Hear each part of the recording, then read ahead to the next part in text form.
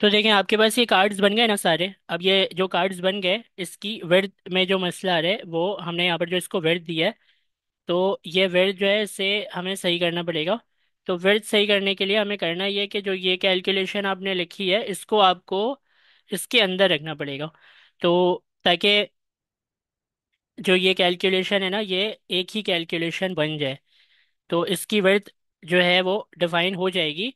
लेकिन क्योंकि ये कार्ड श्रिंक हो जा रहे हैं, ये कार्ड क्या है, ये कार्ड श्रिंक हो जा रहा है, तो इसके लिए आपको ये करना पड़ेगा कि यहाँ पर फ्लेक्स की एक प्रॉपर्टी लगाएं। और ये जो डिस्प्ले फ्लेक्स का कंटेनर होता है ना, उसके अंदर जो आने वाले कार्ड्स होते हैं वो कहलाते हैं फ्लेक्स आइटम। तो ये फ्लेक्स आइटम को जब हम कुछ कहना चाहते हैं तब हम ये फ्लेक्स की प्रॉपर्टी लगाते हैं। तो इसमें मुझे कहना है जीरो। ये जीरो क्या है, पहला वाला जीरो। ये पहला वाला जीरो ये है कि जो ये श्रिंक हो जा रहे हैं ना, ये जो श्रिंक हो जा रहे हैं, कार्ड को मैंने एक विड्थ दी है और वो उस विड्थ को क्या कर रहे हैं, श्रिंक कर दे रहे हैं। तो मुझे इसको बोलना है कि भाई श्रिंक मत हो, जो साइज है उतने साइज में ही रहो।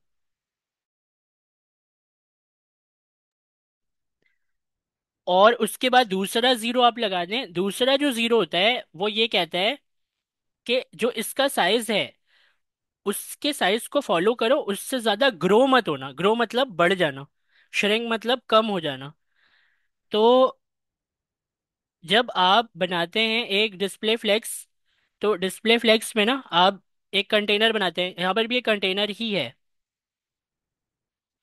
इस कंटेनर के अंदर कार्ड है, एक कार्ड, दो कार्ड, तीन कार्ड, इसके अंदर तीन कार्ड्स हैं। तो ये जो ग्रीन वाला है ये क्या है, ये डिस्प्ले फ्लेक्स बोलता है कि अंदर आने वाली चीजों को एक ही लाइन में डिस्प्ले फ्लेक्स में कर लेगा। ये क्या कहलाते हैं, ये कहलाते हैं फ्लेक्स आइटम। ये तीनों कौन है, फ्लेक्स आइटम है। तो फ्लेक्स आइटम को जब भी आपको कहना होता है कुछ, तो आप इसको कहते हैं फ्लेक्स करके, जैसे मैंने यहाँ पर लिखा है फ्लेक्स करके।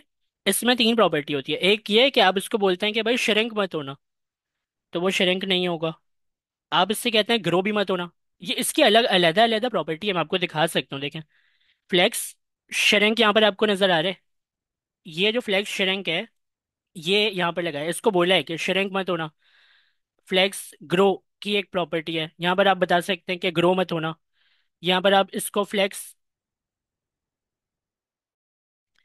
अलग से देकर भी बता सकते हैं कि भाई ये कैलकुलेशन है इसकी, इस कैलकुलेशन को फॉलो करो। अब ये जो तीन चीजें आपने बता दी हैं, तो आपको ऊपर वाली प्रॉपर्टी अगर हम ना भी लिखें, तो इस प्रॉपर्टी को देखते हैं कि ये हमें क्या रिजल्ट देता है। अब यहाँ पर आ जाएं, देखें, रिफ्रेश करें। रिफ्रेश करने के बाद इसका रिजल्ट यहाँ पर इस तरह आ रहा है।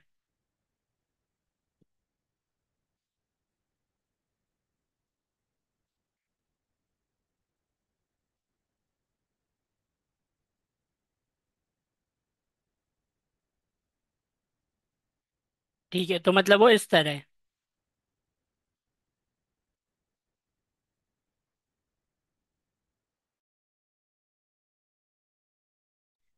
तो इसी चीज को हमने क्या किया, एक लाइन में लिख दिया। और अब तीन लाइनों में लिखना चाहते हैं, अब तीन लाइनों में लिख दें, कोई मसला नहीं है। अब देखें यहाँ पर क्या है,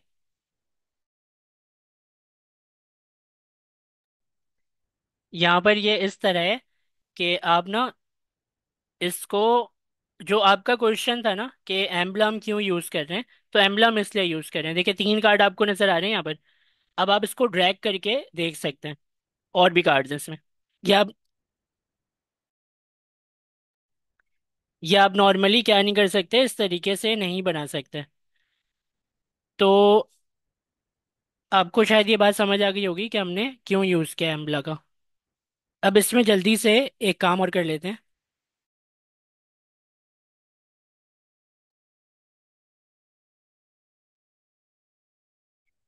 इसमें जल्दी से एक काम ये कर लेते हैं कि हम यहाँ पर ना एक ऑटो प्ले पर इसे चलाना चाहते हैं। तो ऑटो प्ले का जो प्लगइन है ना, यहाँ पर एम्बला की वेबसाइट में मैं आ रहा हूँ। एम्बला की वेबसाइट में देखें, ये ऑटो प्ले के लिए इन्होंने दिया हुआ है, npm install Embla carousel auto play dash dash save. इसको मैं कॉपी कर रहा हूँ, यहाँ पर आकर इसे मैं पेस्ट कर रहा हूँ और एंटर कर रहा हूँ। तो ये जैसे ऑटो प्ले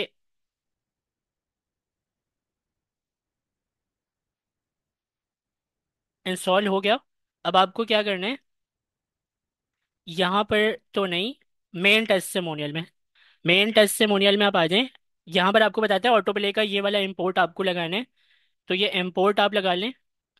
और उसके बाद ये कहता है कि ये जो आपने ये जो एम्बुलर रेफ का जो हुक यहाँ पर लगाया है ना, इस हुक को आप थोड़ी सी ये वाली चीजें देते हैं, तो आप अपने हुक को मिटाकर ये वाला हुक लगा दें।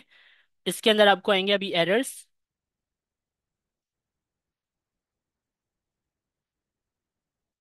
एरर नहीं आए तो अच्छी बात है। अच्छा, लूप को आप ट्रू कर दें। ठीक है, मतलब कभी भी खत्म ना हो, वो चलता ही रहे, चलता ही रहे, चलता रहे। 6 कार्ड है ना, वो 6 कार्ड वो इस तरीके से चलेंगे कि वो कभी खत्म ही नहीं हो रहे, वही कार्ड घूम घूम कर आते रहेगा। अच्छा, ऑटो प्ले की एक प्रॉपर्टी होती है डिले की, तो डिले को हम दे देते हैं यहाँ पर 3 सेकेंड। ठीक है, 3 सेकेंड का डिले दे देते हैं और ये चला देते हैं। तो मेरे ख्याल से ये काफ़ी है, अब हम इसे चेक करते हैं, चलाकर चेक करते हैं कि।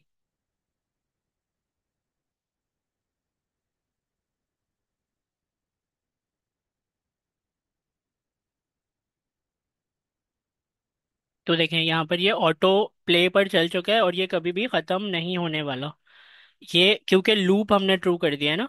अब ये चलता ही रहेगा। अब आप ऊपर आ जाएं, आपके सेक्शंस जो बने हुए वो तो बने हुए हैं ही, लेकिन अब आप नीचे आते जाएंगे टेस्टिमोनियल सेक्शन में, जैसे ही आप आते हैं तो फिर ये इस तरीके से चलता है। एम्बला का ये यूज़ है इसलिए हमने इसको इस्तेमाल किया। तो मेरे ख्याल से ये सेक्शन आपको समझ में आ गया होगा।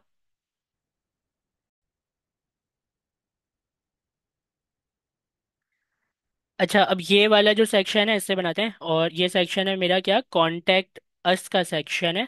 तो कॉन्टैक्ट अस के सेक्शन को बनाने के लिए क्या करना है, page dot T S x के अंदर आना है। यहाँ पर हमें लिखना है कॉन्टैक्ट अस का सेक्शन। कॉन्टैक्ट अस का जो ये है सेक्शन, इसके नाम को कॉपी करें और एस करके न्यू फोल्डर बनाते हैं, और यहाँ पर लिखते हैं कॉन्टैक्ट हाइफन अस। ठीक है, कॉन्टैक्ट अस का एक बन गया फोल्डर, इसके अंदर फाइल बना देते हैं। नाम कॉपी किया हुआ था, पेस्ट कर देता हूँ, contact us dot T S X. और एक सी एस एस की फाइल बनाते हैं, contact us dot module dot C S S. Contact us के इसमें जाते हैं, यहाँ पर आर एफ सी ई करके एक इसके कंपोनेंट को क्रिएट करते हैं। कंपोनेंट को क्रिएट हमने कर दिया। अब जो है इसके नाम को मिटा दें, डिफ को फ्रैगमेंट बना देते हैं टैग। तो ये जो सेक्शन का टैग है इसको एक क्लास दे देते हैं, लेकिन क्लास नेम तो हम दे देंगे कॉन्टैक्टस के नाम से। यहाँ पर आपको सी एस एस की फाइल को इंपोर्ट भी कराना है, तो import styles from contacts module. तो यहाँ पर अगर आप आ जाएं तो आपने एक सेक्शन बना लिया है, और इस सेक्शन के अंदर हमें क्या डिटेल मिलती है फिग्मा की फाइल में वो ज़रा नोट करते हैं। सबसे पहले तो इसके पास एक 100% विड्थ है, तो ये हमें देना है। कॉन्टैक्टस के क्लास नेम को कॉपी करें, यहाँ पर पेस्ट करके इसकी विड्थ को 100% दे दें। अब और क्या दिखता है हमें, इसके अंदर बैकग्राउंड कलर है, तो बैकग्राउंड कलर दे देते हैं। बैकग्राउंड कलर क्या है देखते हैं, डबल क्लिक करते हैं तो यहाँ पर वो बताता है फिल के अंदर 1A वाले। Global dot C S S मुझे बता देगा कि ये है बैकग्राउंड ग्रे के नाम से। ठीक है, तो बैकग्राउंड सी एस एस में आते हैं, यहाँ पर वेरिएब वार का जो फंक्शन है वो लगाकर यहाँ पर नाम लिख देते हैं। चलें, बैकग्राउंड कलर भी दे दिया। अब पैडिंग देखते हैं, तो पैडिंग किस तरह देखेंगे, कॉन्टैक्ट के पास जाते हैं, मतलब जो इसकी हेडिंग है उसके पास, इसे डबल क्लिक करते हैं और ऑल्ट के बटन को बाहर लेकर आते हैं। ये कहता है 154। ठीक है, पैडिंग देते हैं यहाँ पर, ऊपर से कितना, 154 पिक्सल। उसके बाद राइट साइड पर कितना है, तो राइट साइड पर सबसे बाहर निकली हुई चीज़ कौन सी है, ये डिव है। तो इसके ऊपर क्लिक करके ऑल्ट के बटन को बाहर निकालता हूँ मैं, तो ये कहता है 147। ठीक है, तो राइट साइड है 147 पिक्सल। नीचे आते हैं, नीचे भी सबसे ज़्यादा जगह तो ये बटन ही है, उसके बाद जो है फिर ऑल्ट के बटन को मैं बाहर निकालता हूँ तो ये कहता है 160 की पैडिंग है। ठीक है, 160 दे देते हैं, 160 की पैडिंग है। क्लॉक वाइज चल रहा है ना, कि पहले ऊपर फिर राइट साइड में फिर नीचे अब लेफ्ट साइड में, तो लेफ्ट साइड में भी इक्वल पैडिंग ही आएगी, 147 पिक्सल। ठीक है, तो ये 4 पैडिंग आ गई, इसको रैम में कन्वर्ट कर दें। ये बेसिक चीज़ें थी, और एक चीज़ मुझे और नज़र आती है कि ये जो हेडिंग है और जो पैराग्राफ है वो बिल्कुल पेज के सेंटर में है। तो पेज के सेंटर में तो हम क्या इसको प्रॉपर्टी दे सकते हैं, text align centre.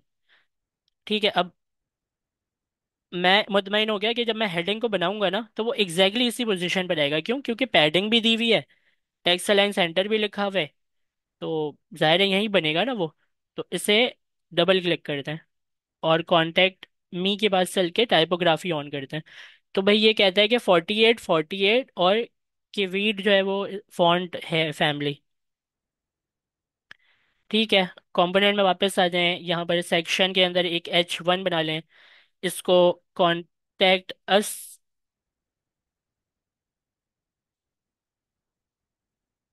Contact us मतलब कॉन्टेक्ट मी दे दें।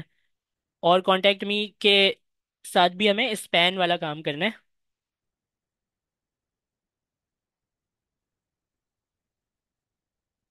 स्पैन के अंदर रख दें इसके पहले लेटर को, इससे भी यहाँ पर स्पैन के अंदर आप रख सकते हैं। वो फॉन्ट फैमिली रखता है, तो H1 को फॉन्ट फैमिली देने के लिए हम फॉन्ट डॉट टीएस के पास चलते हैं, यहाँ से इसके नाम को कॉपी करते हैं और वापस आते हैं। यहाँ पर स्पैन हमें क्यों एरर दे रहा है? कैन नॉट फाइंड स्पैन, ऐसे ही दे रहा है एरर वो। तो खैर यहाँ पर आप आ जाएं, यहाँ पर आने के बाद आप क्लास नेम, यहाँ पर आप दे दें कि वी डॉट क्लास नेम। ठीक है, ये खुद ही इंपोर्ट कर लेगा, तो ये खुद ब खुद इसने इंपोर्ट कर लिया। ठीक है, अब H1 को डायरेक्ट टारगेट करें।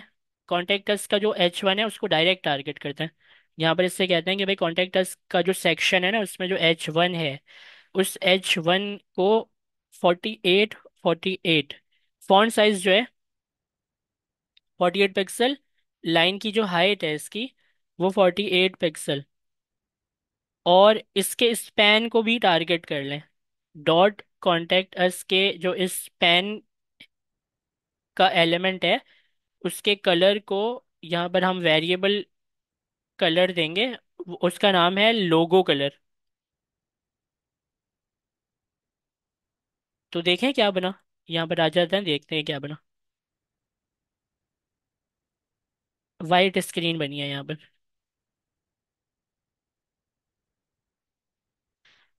एरर है, एरर कहाँ पर है? पेज डॉट ES6 में कॉन्टेक्ट अस जो है उसके अंदर चला नहीं है ये, इससे इंपोर्ट कर देते हैं।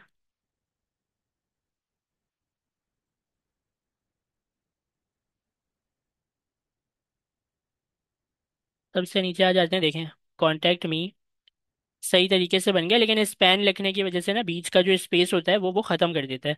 तो स्पेस को लिखने का तरीका मैंने आपको क्या बताया था कि आप इस तरह स्पेस लगा लें। कॉन्टैक्ट मी जो है वो जो है सेट हो जाएगा। देखें कॉन्टैक्ट मी बन गया। अब आप फिग्मा की फाइल में आ जाएं, ये है पैराग्राफ, इस पैराग्राफ के पूरे कंटेंट को कॉपी कर लें और यहाँ पर के बाद जो है ये वाली जो लाइन है ना, इस लाइन पर BR का टैग लगा हुआ है, मतलब ये वाली लाइन नीचे है तो BR लगा दिया मैंने इसके ऊपर। और मैं क्या कर सकता हूँ, पैराग्राफ के फॉन्ट को देख सकता हूँ, तो ये एंटर फॉन्ट है। और मैं ये देख रहा हूँ कि एंटर फॉन्ट सिर्फ ये नहीं है, यहाँ पर जो भी लिखा है ये सारे ही एंटर फॉन्ट में, सारे एंटर फॉन्ट है। तो एंटर फॉन्ट सेक्शन को दे देते हैं हम, ताकि हमें बार बार सबको ना एंटर फॉन्ट ना देना पड़े। तो इसको कर्ली ब्रैकेट में रखें, इससे पहले डॉलर साइन लगाकर इस पूरे को बैक टिक में रख दें। अब यहाँ पर dollar sign curly bracket enter font लेकर आते हैं। अच्छा, फाइल बंद हो गई मुझसे गलती से, font.tsx की फाइल गलती से हाथ लगकर यहाँ से बंद हो गई फाइल। अब कैसे खोलूं? Ctrl+Shift+T के बटन से, तो वो वापस खुल गई फाइल। एंटर फॉन्ट को कॉपी किया और यहाँ पर आगे, यहाँ पर आकर मैंने लिखा enter font dot class name. Enter font को ये ढूंढ के खुद ही इंपोर्ट करवा देगा, क्विक फिक्स एंटर फॉन्ट। ठीक है, अब यहाँ पर हमने सिर्फ देखना है कि 16.73 फॉन्ट साइज और 28 क्या है लाइन हाइट। ठीक है, ये अभी करते हैं। CSS में आ जाए, पैराग्राफ, पैराग्राफ के अंदर फॉन्ट साइज जो है वो है 16.73 और जो लाइन की जो हाइट है वो है 28 पिक्सल। तो इस पूरे को तो नहीं, इन दोनों को रैम में कन्वर्ट कर दें और इन दोनों को भी रैम में कन्वर्ट कर दें। ठीक है, तो पैराग्राफ भी हमने बना लिया है, देखते हैं पैराग्राफ की शक्ल क्या आई है। तो पैराग्राफ की शक्ल जो है वो नहीं आई है, शायद कोई एरर है, कोई एरर नहीं है, क्यों नहीं आई है? यहाँ पर इसे रिफ्रेश कर दें।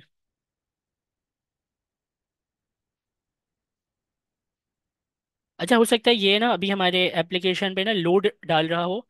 ये जो है एनिमेशन, जो ये चलती हुई एनिमेशन है ना, ये हो सकता है कि लोड डाल रहा हो, तो मैं इसे रोक दूं।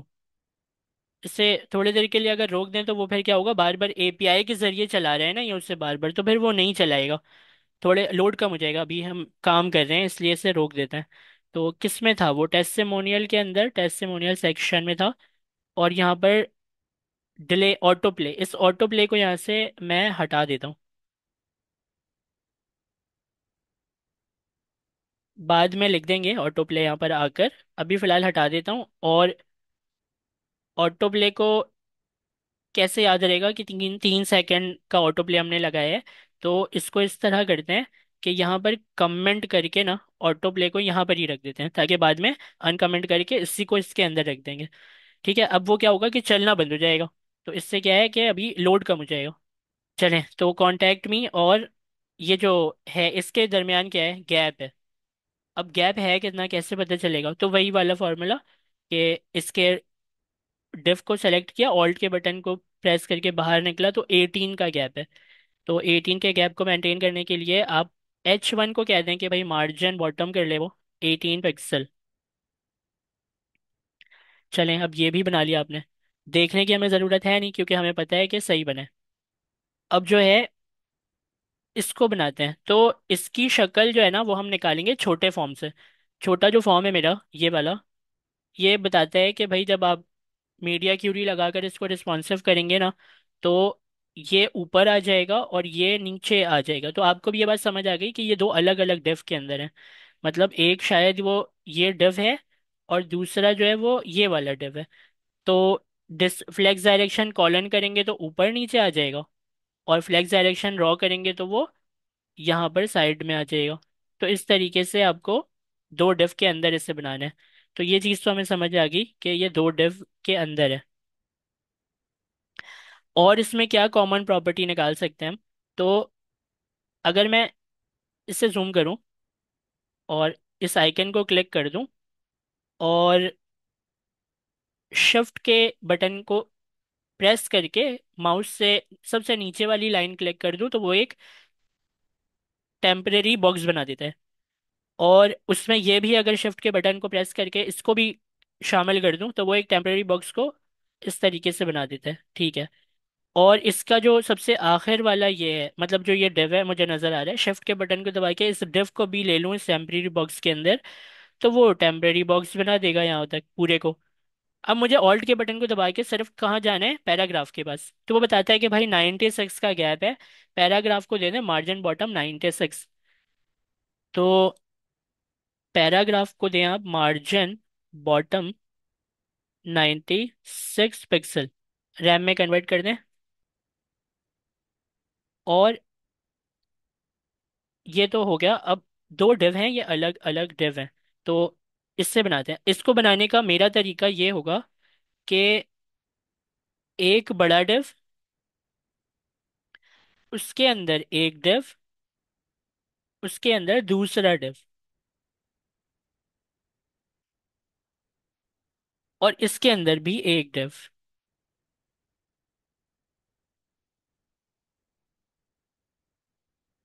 सही है।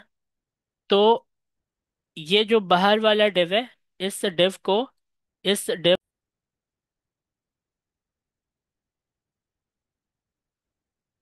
तो इसको देखें, कंटिन्यू करते हैं और डिव बनाते हैं, एक डिव बनाते हैं। और उस डिव को हमें देनी चाहिए एक विड्थ। तो डिव पहले, डिव की हाइट विड्थ क्या होनी चाहिए, तो देखें हाइट तो हम देते नहीं है, ठीक है, आपको पता है। विड्थ हाँ हम दे सकते हैं इसमें। तो विड्थ निकालते हैं। विड्थ कैसे निकालेंगे, कॉर्नर वाले को सेलेक्ट किया, नीचे वाले को शिफ्ट के बटन को दबाकर सेलेक्ट किया, इससे भी सेलेक्ट कर लिया। एक टेम्परेरी बॉक्स बना है ना, ये जो टेम्परेरी बॉक्स है वो बता देता है कि 300 इसकी विड्थ है, 300 इसकी विड्थ है। ठीक है, हाइट तो हम कंटेंट बना बना कर निकाल लेंगे, 300 विड्थ इसकी है। और एग्जैक्टली इस पोजीशन पर कैसे आएगा ये, वो इस तरह आएगा कि आपने पैडिंग को इतने अच्छे तरीके से दिया है कि यहाँ से लेकर यहाँ तक की पैडिंग आपने दी हुई है। और पेज के कॉर्नर से यहाँ से लेकर यहाँ तक की पैडिंग जो है वो आपने दी हुई है। तो वो एग्जैक्टली इस जगह से ही बनाएगा डिफ को। हमें टेंशन लेने की ज़रूरत नहीं है कि वो यहाँ मार्जिन लेफ्ट मार्जिन टॉप ये कुछ भी नहीं करना। उसको दिया हुआ है ना, यहाँ पर भी दिया हुआ है, तो वो इसी पोजीशन पर बनाएगा डिफ को। तो हम क्या करेंगे, 300 के विड्थ को याद रखकर एक डिफ बना देंगे, और इससे एक नाम भी दे देंगे। जैसे कि पैराग्राफ के नीचे है ना ये, तो दो चार लाइनों का गैप देते हैं, और पैराग्राफ का काम खत्म, तो इसे कोलैप्स नहीं कर सकते। अच्छा, H1 को, H1 को बंद कर सकते हैं, पैराग्राफ को हम बंद नहीं कर सकते, चलें छोड़े रहने दें। तो नीचे यहाँ पर इस जगह पर फोकस करते हैं, यहाँ पर डेव बनाते हैं एक। और ये जो डेव है, ये है बड़ा डेव। ये जो है ना, ये है, ये वाला डेव नहीं है ये एक ऐसा डेव है जो इतना बड़ा डेव है ये, जिसके अंदर ये वाला डेव और ये वाला डेव, ये दोनों डेव आते हैं। तो अभी मैंने ये बड़ा वाला जो डेव है ना, ये बनाया है, सबसे बड़ा जो पेरेंट है वो बनाया है। इसको एक नाम दे देते हैं, जैसे कि क्लास नेम इससे मैं देता हूँ स्टाइल्स डॉट, इसका नाम मैं रख सकता हूँ कॉन्टैक्ट अस डेव। चलें यही रख देते हैं, contact us dev. Contact us dev रखना सही नहीं है, कॉन्टैक्ट अस बॉटम डेव रख देते हैं। चलें, ये बॉटम डेव के नाम से मैंने बना लिया है। और इस बॉटम डेव को मुझे ये कहना है कि ये अपनी विड्थ को 100% रखे। और इससे मैं कह सकता हूँ कि ये डिस्प्ले को फ्लेक्स रखे। और इतना मेरे ख्याल से अभी इतना काफ़ी होगा कहना। ठीक है, तो इस डिव को ओपन करते हैं। अभी ये डिव है ना, और इसके अंदर जो ये है,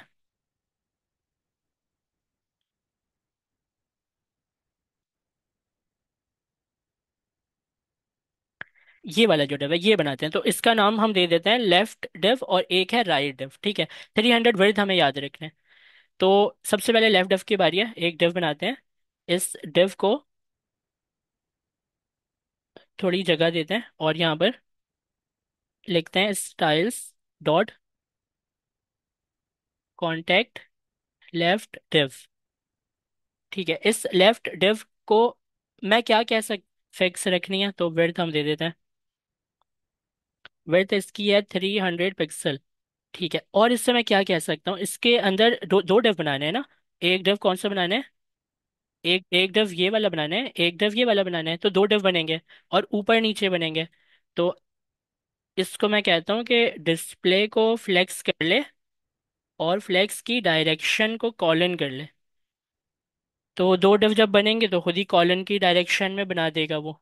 और हम इससे क्या कह सकते हैं, इससे हम अभी तो कुछ नहीं कह सकते, जब एक एक करके आगे बढ़ेंगे स्टेप बाय स्टेप, तो चीज़ें फिर सामने आती जाएंगी कि क्या क्या करना है हमें।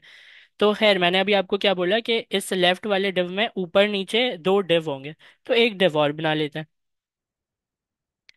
इस डिव के अंदर क्या बनाऊं मैं, इस डिव के अंदर मैं एक ईमेल चाहिए मुझे, तो रिएक्ट आइकन में आता हूँ।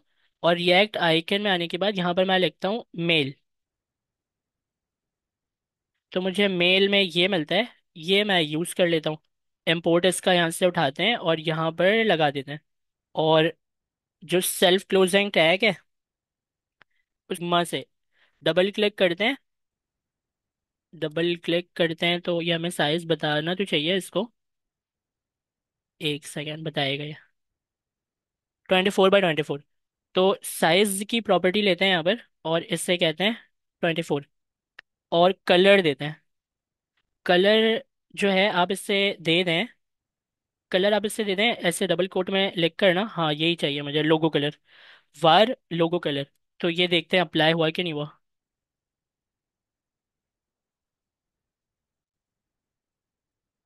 भाई ज़बरदस्त, बिल्कुल देखें कितने सही तरीके से पोजीशन के ऊपर आया है ये।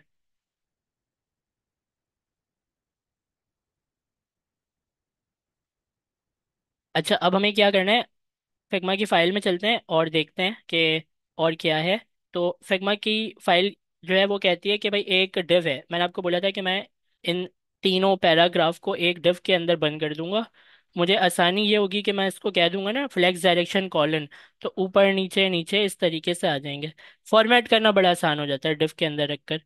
तो खैर एक डिव इसके नीचे बना देते हैं एक डिव, और इस डिव के अंदर हम रख देते हैं पैराग्राफ। मैं नहीं लेना चाह रहा हूँ, क्योंकि ना पैराग्राफ को आपने यहाँ पर शायद दी हुई है मार्जिन बॉटम, तो वो मार्जिन बॉटम अप्लाई कर लेगा। इसको मैं दे देता हूँ H2 या H6 दे देता है, सबसे छोटी हेडिंग। अभी कॉपी करते हैं, हैव अ क्वेश्चन को कॉपी करते हैं और यहाँ लाकर पेस्ट कर देते हैं। एक और बनाते हैं H6, और यहाँ पर इसे पेस्ट कर दिया मैंने, और यहाँ पर इसे लाकर एक H6 में रख देता हूँ मैं। तो ठीक है, ये बना दिया मैंने। इस div को कोई नाम देना चाहिए हमें, ताकि हम इसको फ्लेक्स डायरेक्शन ये वो सारी प्रॉपर्टीज दे सकें। तो इसका नाम मैं दे देता हूँ पहले क्लास सी। इसका नाम देना चाहिए हमें कॉन्टेक्ट लेफ्ट डिव टेक्स्ट। हाँ ये भी सही है। चलें, ये नाम हमारे पास आ गया, और यहाँ पर इसे टारगेट कर दें। तो इससे क्या कहना चाहिए मुझे, इससे मुझे कहना चाहिए कि डिस्प्ले को फ्लेक्स कर ले, और फ्लेक्स डायरेक्शन को कॉल इन कर ले, और गैप को क्रिएट करे। गैप क्या क्रिएट हमें करना चाहिए, पहले इसकी शक्ल देखते हैं। तो यहाँ पर ये अपडेट अभी नहीं हुआ, ये अपडेट हो जाए। ठीक है, तो ये इस तरह है, और ये सेंटर में आ रहा है। क्यों आ रहा है पता है? क्योंकि टैक्स अलाइन सेंटर, जब आप बड़े पेरेंट को कहते हैं ना टैक्स अलाइन सेंटर कर ले, तो वो फिर जितने अंदर अंदर अंदर उसके होते हैं डिव सारे, उस सबको फिर वो सेंटर में करने की कोशिश करता है। तो इसको इस तरह कर सकते हैं आप कि टेक्स्ट अलाइन यहाँ पर आप लिख कर ना स्टार्ट कर दें, तो वो यहाँ पर इसको स्टार्ट वाली प्रॉपर्टी मिल जाएगी, वो फिर सीधा हो जाएगा इस तरह। अच्छा, जो ये डिव है, अब आप समझ सकते हैं कि इसको भी हमें कहना पड़ेगा कि डिस्प्ले फ्लेक्स को रॉ की शक्ल में वो रखे, रॉ की शक्ल में वो रखे, या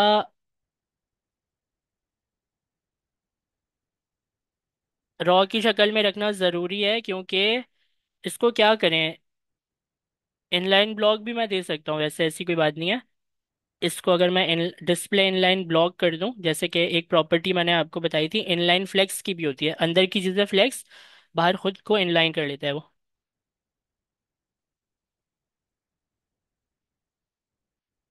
नहीं, इसने इतने सही तरीके से काम नहीं किया, ये प्रॉपर्टी मैं नहीं लगाऊंगा। इसको वापस फ्लेक्स कर देता हूँ, और शराफत से हम आते हैं वापस। ये जो डिव है, इस डिव को एक नाम देते हैं, और इसको नाम देने के बाद मैं यहाँ पर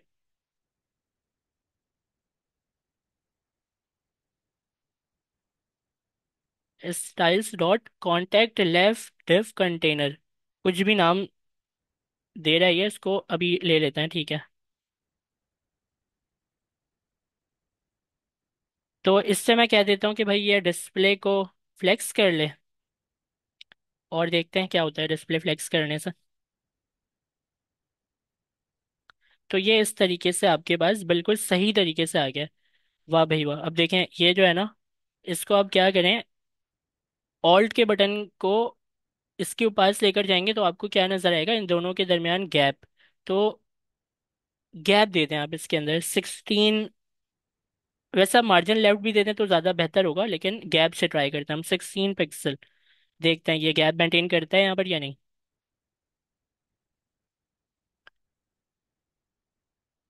गैप आ गया।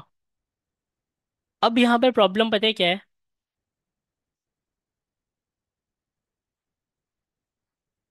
ये है 8 पिक्सल गैप, और इसका भी जाहिर है 8 का ही गैप है, तो इन तीनों को गैप देने की ज़रूरत है। ये है कहाँ पर, ये है ये।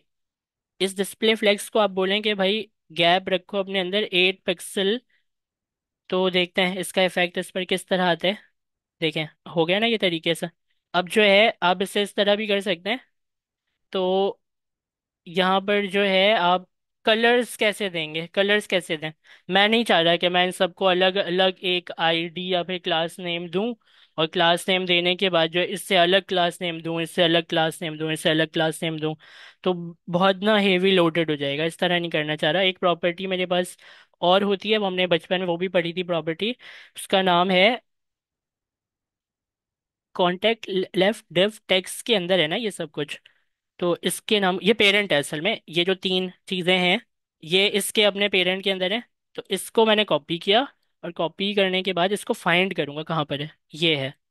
ठीक है, इससे इसके नीचे आते हैं, और इसके नीचे आके इसके नाम को पेस्ट करते हैं, और इससे कहते हैं कि भाई nth चाइल्ड, सारे चाइल्ड की बात करेगा ये। तो चाइल्ड नंबर टू किस लिए? क्योंकि पहला तो वाइट कलर है ना, वो तो बाय डिफॉल्ट आ रहा है। दूसरे कलर को पकड़ते हैं, देखते हैं क्या है दूसरा कलर जो है इसका। कलर, कलर फिल के अंदर डिटैच कर लें। 6161 से, ये थोड़ा डिफरेंट ही कलर है, ये हमारे पास इसका वेरिएबल नहीं है global dot C S S में, और हमें चाहिए भी नहीं। डायरेक्ट दे देते हैं कलर, हैश लगाकर डायरेक्ट दे देते हैं। ठीक है, अब ये nth चाइल्ड नंबर 3 की बात करते हैं इससे। चाइल्ड, वो कहाँ गया? ओहो, एक मिनट रुके, Ctrl Z, कॉपी, इसके नीचे आकर पेस्ट। ठीक है, अब तीसरे वाले का जो कलर है ये लोगो कलर है, ये तो मुझे पता है लोगो कलर है। इससे मिटाकर यहाँ पर वेरिए वार फंक्शन लगाते हैं और लोगो कलर दे देते हैं। अब देखें क्या बना।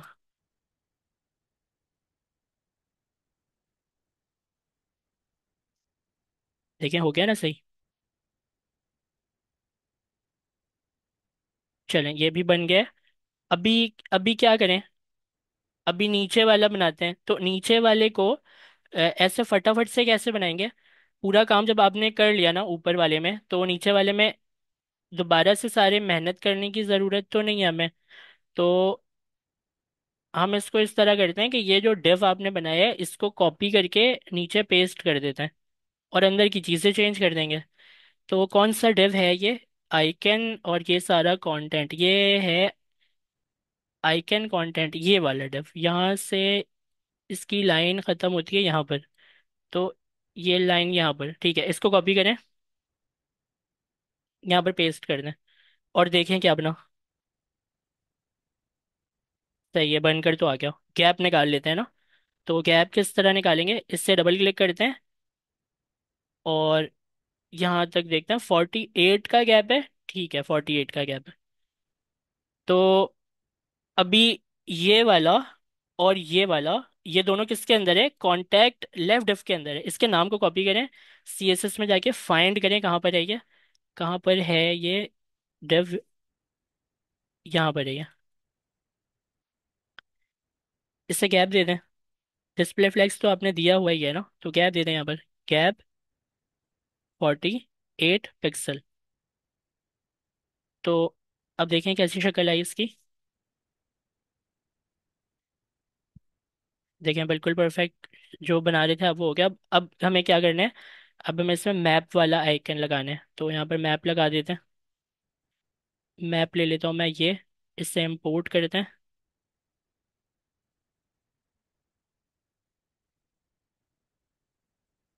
इंपोर्ट करके अब यहाँ पर आकर इसे लगा दें। इसके सेल्फ क्लोजिंग टैग को कॉपी करें, और नीचे आए,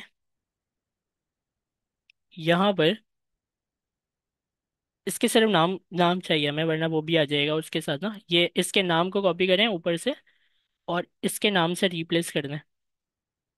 ठीक है, अंदर के कंटेंट को देखते हैं। अब फिग्मा से उठाते हैं और वो लगा देते हैं करंट लोकेशन।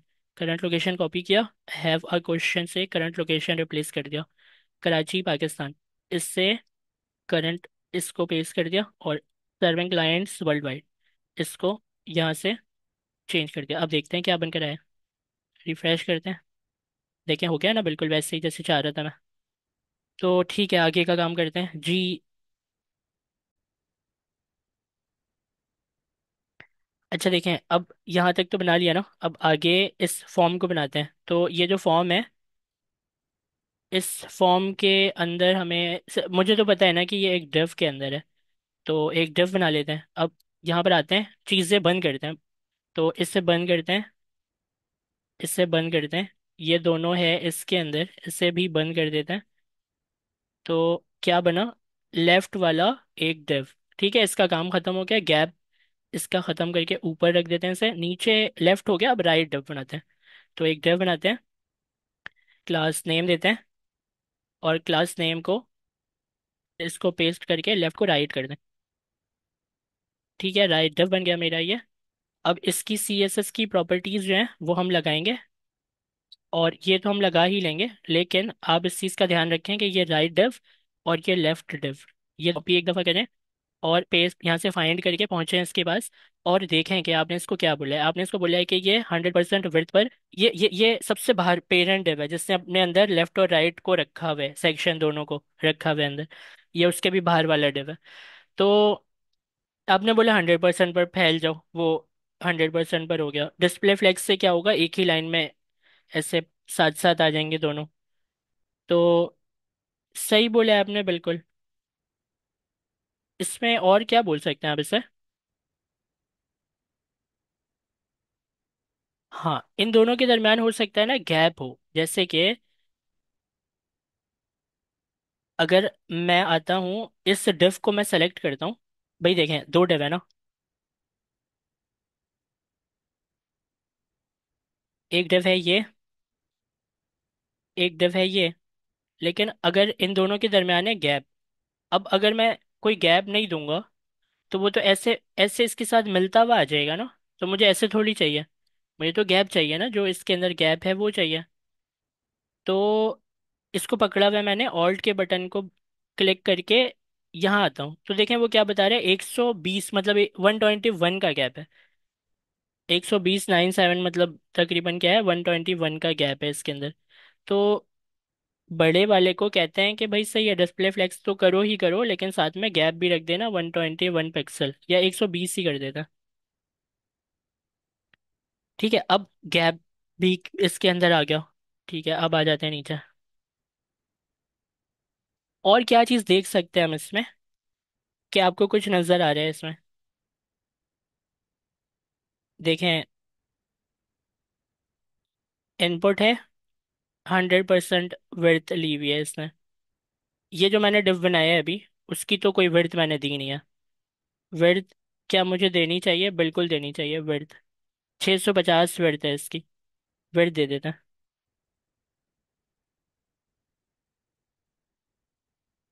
650 पिक्सल इसकी विड्थ है।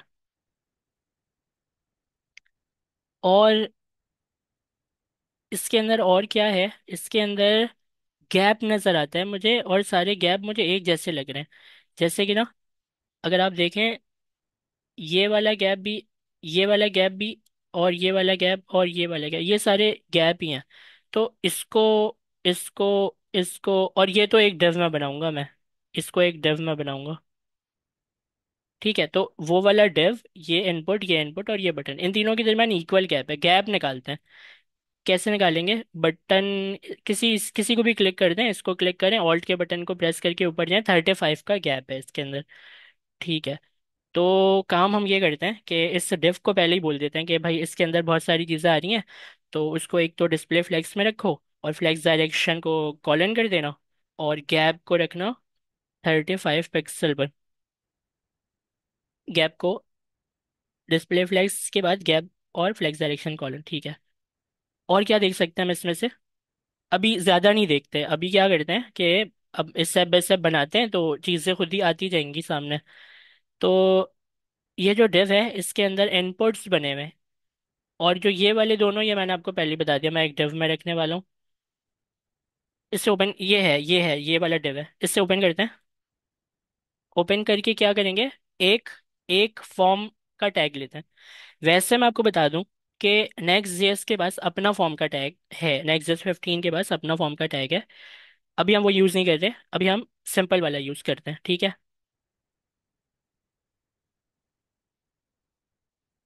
फॉर्म के टैग को बनाया। फॉर्म के टैग के अंदर हम क्या बना सकते हैं? हम एक डिव बना सकते हैं ना। तो एक डिव बना लेते हैं, क्योंकि ऊपर वाले दोनों इनपुट को मैं एक डब्बे में रखना चाह रहा हूँ। तो मैंने एक डिव बना लिया, और इस डिव को मैं क्या कह सकता हूँ? Input div. नहीं, इसको मैं कहूँगा top input div. Top input div, और इससे जाकर मैं करता हूँ यहाँ पर टारगेट। अभी बनाया कुछ है नहीं, ऐसी ख्याली पुलाव जो है ना वो प्रॉपर्टीज दे रहे हैं। तो विड्थ जो भी बनेगी ना, अभी पहले से विड्थ दे देते हैं इसको 100% पर, ये पूरे में 650 हो जाए। और हाइट तो हम देते नहीं है, हाइट हम उससे निकाल लेंगे। और हम दे सकते हैं इसे कि ये डिस्प्ले फ्लेक्स हो जाए। और हम क्या दे सकते हैं, और हम ये दे सकते हैं कि इन दोनों के दरमियान कोई गैप हो, जैसे कि 8 पिक्सल का गैप है, बहुत माइनर गैप है लेकिन फिर भी दे देते हैं। आप इसको उससे भी दे सकते हैं, जस्टिफाई कंटेंट स्पेस बिटवीन से, लेकिन मैंने गैप दे दिया।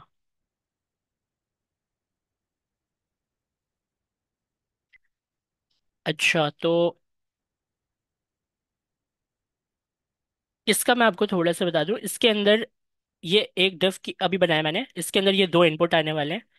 इसकी छोटी शक्ल देखते हैं हम, छोटी शक्ल कैसे है, 780 में कैसे दिखता है ये देखते हैं। देख रहे हैं 100% पर इसको पूरे को स्प्रेड कर दिया, इससे इसे इसे इसे 100% पर कर दिया। तो वापस इधर आते हैं, हम कैसे करेंगे इसे 100% पे। तो इस तरह करेंगे कि जो ये डिव है ना, ये जो बड़ा डिव बन रहा है, इस डिव को हम कह देंगे कि फ्लेक्स डायरेक्शन कॉलन कर ले। और इनपुट से कह देंगे कि विड्थ को अपनी 100% कर ले, और गैप मेंटेन कर देंगे, जो गैप हमने 8 का दिया है ना यहाँ पर। तो वो गैप जब कॉलन की शक्ल में आएगा तो उस गैप को भी बढ़ा देंगे, तो हमारे हाथ में है ये। ठीक है, अभी हमें फिक्र करने की ज़रूरत नहीं है, बस इनपुट बनाने की ज़रूरत है। तो इनपुट बनाते हैं। इनपुट के डायमेंशंस लेते हैं, पहले यहाँ पर आते हैं वापस, और इस डिव को ओपन करते हैं। एक इनपुट लेते हैं जो टेक्स्ट है, जिसके अंदर एक प्लेस होल्डर है। ये प्लेस होल्डर क्या कहता है, योर नेम। योर का वाई कैपिटल है, बाकी स्मॉल है सब। योर नेम, ठीक है। और ठीक है, बस काफ़ी है। अब ये जो है ना टॉप इनपुट डिव, इसको कॉपी करें, इसके नाम को, जो इसका पेरेंट है इसके नाम को कॉपी करें। और क्या हमें इसके नाम को कॉपी करने चाहिए,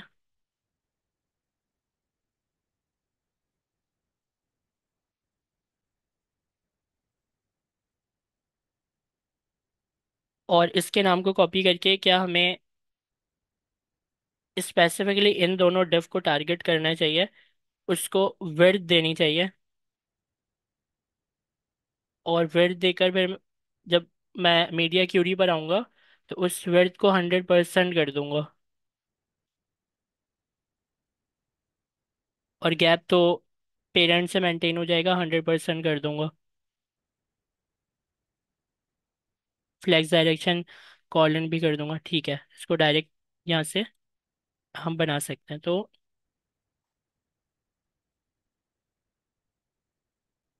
टॉप इनपुट डिव को पहले आप यहाँ से ले लें, टॉप इनपुट डिव। उसके बाद आप यहाँ पर लिखें, इसके अंदर आने वाले इनपुट की बात हो रही है। तो इसके अंदर आने वाले इनपुट जो हैं उसकी विड्थ को हमें कंट्रोल करना है यहाँ से सिर्फ। और जो इसकी विड्थ है वो है यहाँ पर 321। तो 320 कर देते हैं पिक्सल। विड्थ तो हमने बना ली। हाइट जो है, वो हाइट हम नहीं बनाएंगे इसकी भी। अंदर जो ये योर नेम लिखा है ना, थोड़ा जूम कर लेता हूँ मैं, ये जो योर नेम लिखा है मैंने अभी इसके उसको पकड़ा है डबल क्लिक करके। ऑल्ट के बटन को जब मैं बाहर लेकर जाऊंगा तो ये बताता है कि ऊपर से 13 का गैप है, नीचे से 17 का गैप है, साइडों से 12 का गैप है। तो असल में ये 13 17 नहीं होगा, ये हो सकता है कि थोड़ा सा ऑफसेट हुआ हो। तो हम 13 + 17, 15, ऊपर से 15, नीचे से 15, साइडों से 12, ठीक है। तो पैडिंग देते हैं, ऊपर नीचे कितना, 15 पिक्सल। और 15, उसके बाद राइट साइड पे 0 पिक्सल, नीचे की तरफ 15 पिक्सल, लेफ्ट साइड पर 12 पिक्सल। ठीक है, पैडिंग भी दे दी। अब देखते हैं इसमें फॉन्ट के साइज को देखते हैं। इसका फॉन्ट साइज क्या है, इससे यहाँ पर क्लिक करता हूँ। तो टाइपोग्राफी में 15 है, तो फॉन्ट साइज दे देते हैं यहाँ पर 15।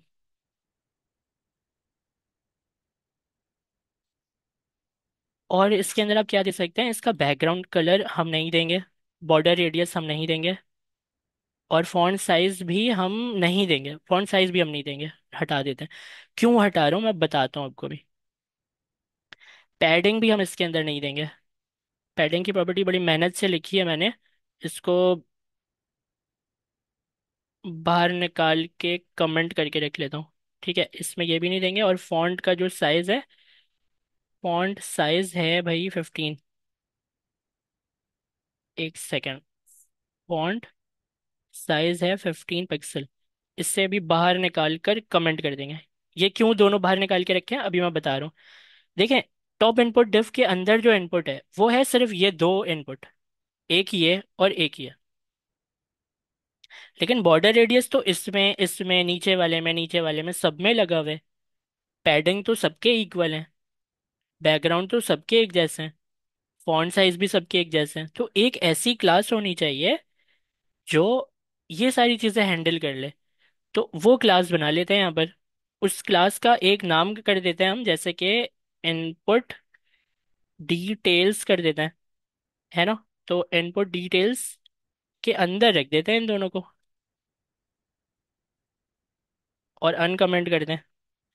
ये इसमें डालेगा पैडिंग, ये इसको फॉन्ट साइज कंट्रोल करेगा, इसके बैकग्राउंड कलर को कंट्रोल करेगा। बैकग्राउंड कलर है क्या देखते हैं, यहाँ से देख लेते हैं। बैकग्राउंड कलर है 333 है, और global dot C S S में मेरे पास 333 तो नहीं है, 222 है। चलें डायरेक्टली दे देते हैं यहाँ से। कहाँ गया वो, यहाँ से हैश के अंदर आप दे दें कितने सारे थ्री हैं, इसको कॉपी करके यहाँ पर पेस्ट कर दें। चलें बैकग्राउंड कलर भी दे दिया। बॉर्डर रेडियस की बारी है। बॉर्डर रेडियस है आपके पास 8 पिक्सल, 8 पिक्सल दे दिया। पैडिंग दे दी, फॉन्ट साइज दे दिया, बैकग्राउंड कलर दे दिया, बॉर्डर रेडियस दे दिया। ठीक है, अब जो है ये वाली जो क्लास है ना, अब ये दे देते हैं इनपुट को। इनपुट खुद सेट हो जाएगा इसके हिसाब से। तो एक ही तो इनपुट है अभी हमारे पास, इसको देते हैं यहाँ पर क्लास देते हैं। तो क्लास नेम इस, एक सेकेंड, स्टाइल्स डॉट, और यहाँ पर पेस्ट कर दें। क्या हो गया, सही है। तो देखते हैं इसकी क्या शक्ल निकल कर आई है, इससे हम देखते हैं।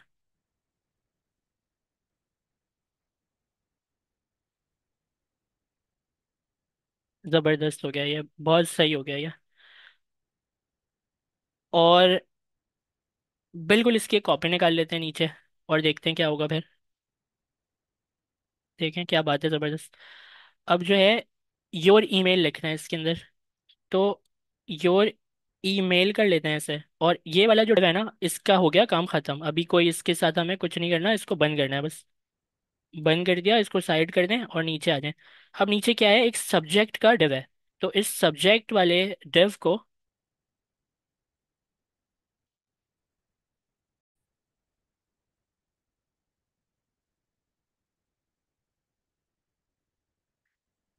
अच्छा देखें, अब हम आगे इसे बनाते हैं, और आगे बनाकर हम क्या करते हैं, सब्जेक्ट वाले को बनाते हैं। तो कैसे बनाना है ये, तो इस div के अंदर तो दोनों इनपुट आ गए ना। अब हम इनपुट बनाते हैं एक, और इससे हम प्लेस होल्डर देते हैं।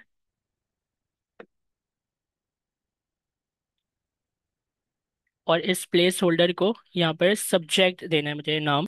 अब इसमें और क्या लिखना है मुझे, तो पहले इसकी शक्ल देखते हैं और फिर इसको जादू से चेंज करेंगे हम। ठीक है, तो ये है। ठीक है, तो ये जो सब्जेक्ट है, इस सब्जेक्ट को मुझे ऐसा बनाना है। कैसे बनाऊंगा, जो क्लास इसके अंदर रखी है ना हमने, इनपुट डिटेल की, इसको पूरे को कॉपी करें, इसे दे दें, और इसे बंद कर दें। तो पहले तो इसकी शक्ल चेंज होते हुए देखेंगे हम। ठीक है, अब हमें ये देखना है कि एक प्रॉपर्टी दी थी मैंने इसके बड़े वाले डिफ को, गैप रखने के लिए। तो इसने गैप क्यों नहीं रखा वो देखते हैं। गैप इसे देना चाहिए था ना, 35 गैप मेंशन किया था मैंने। तो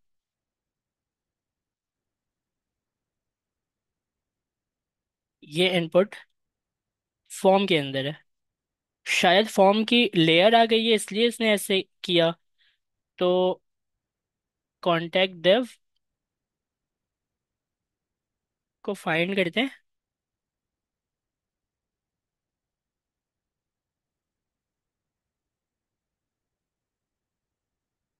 और हो सक देखें, पॉसिबल है ना, हो सकता है कि फॉर्म की इसके बाद फॉर्म की एक लेयर आ गई है, उसकी वजह से शायद वो कर रहा हो। तो कोई बात नहीं, हम यहाँ पर लिखते हैं फॉर्म। और फॉर्म लिखकर ये जो तीन डिस्प्ले फ्लैग्स ये और ये आपने लिखा है ना, इसको इसके अंदर रख देते हैं। और फॉर्म को विड्थ हम 100% दे देते हैं अपने पेरेंट के 100% डिव को। मतलब इसका पेरेंट कौन है, ये वाला डिव। इसके अंदर कौन है, फॉर्म है। फॉर्म को हमने बोल दिया कि 100% हो जाओ, मतलब 650 के बराबर डिस्प्ले फ्लेक्स कर लो। और ये देखते हैं इसका इफेक्ट इसमें आया। देख रहे हैं आप कैसे ज़बरदस्त तरीके से आया है।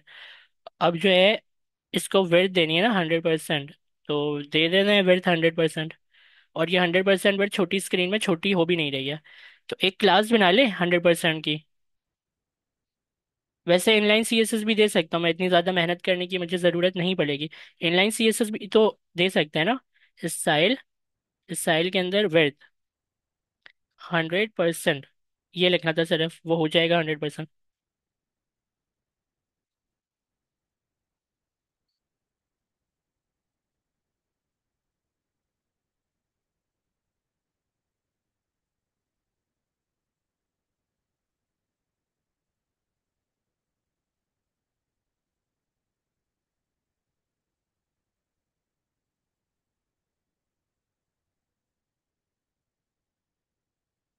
100 पिक्सल लिख दिया मैंने, 100% है। इनपुट डिटेल को क्या बोल दिया मैंने, ऐसा क्यों नहीं किया इसने। इनपुट डिटेल को मैंने पैडिंग दे दिया, फॉन्ट साइज दे दिया, बैकग्राउंड कलर है और बॉर्डर रेडियस है। ज़ीरो तो हमें परेशान नहीं कर रहा है यहाँ पर। अगर मैं ज़ीरो को 0 पिक्सल कर दूँ तो इससे हो जाना चाहिए था।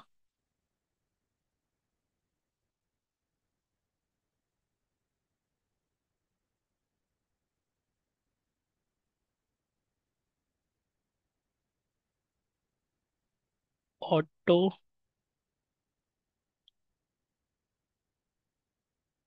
ऑटो से तो ये ख़राब हो गया,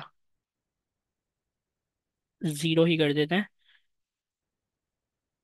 बैकग्राउंड कलर बॉर्डर रेडियस इसको लेना चाहिए, ये क्यों नहीं ले रहा है।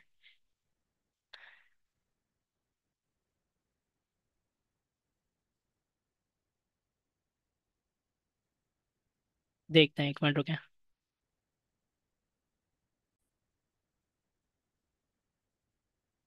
ठीक है, इसकी जो प्रॉपर्टी है ना, वो हमने यहाँ पर कर दी है इस फॉर्म के अंदर। 100 पिक्सल, इससे 100% कर देते हैं ताकि वो 650 के बराबर हो जाए विड्थ में। तो अब जो है वो ये सही हो जाएगा, ठीक है। तो अब नीचे वाले उसको बनाने की बारी है। जैसे कि ये है, ये मेरा टेक्स्ट एरिया कहलाता है। टेक्स्ट एरिया बनाते हैं, तो टेक्स्ट एरिया जो है वो इसके नीचे बनाते हैं, टेक्स्ट एरिया। इस टेक्स्ट एरिया में नेम की प्रॉपर्टी हटा देते हैं, अभी आईडी भी मुझे नहीं चाहिए। और मुझे क्या चाहिए इसमें, प्लेस होल्डर चाहिए। प्लेस होल्डर में योर मैसेज लिखा है, मैसेज का एम छोटा है, ठीक है। तो योर मैसेज का प्लेस होल्डर इसमें आ गया, इसको एक क्लास देते हैं ये वाली। इससे इसकी शक्ल हो जाएगी ऐसी, ठीक है। अब हमें इसकी हाइट देनी चाहिए, तो हाइट हम निकाल लेते हैं यहाँ से। तो 224 इसकी हाइट है। तो 224 इसकी हाइट अगर आप देना चाहते हैं, आप इनलाइन सीएसएस से दे दें, क्लास नेम बनाना ज़रूरी नहीं है। यहाँ से आप आके इसकी हाइट दे दें डबल, क्या था, 224, 224 पिक्सल, और इससे आप कर दें डबल कोट में। ठीक है, देखते हैं क्या हुआ। सब खराब हो गया और फिर सब सही हो जाएगा।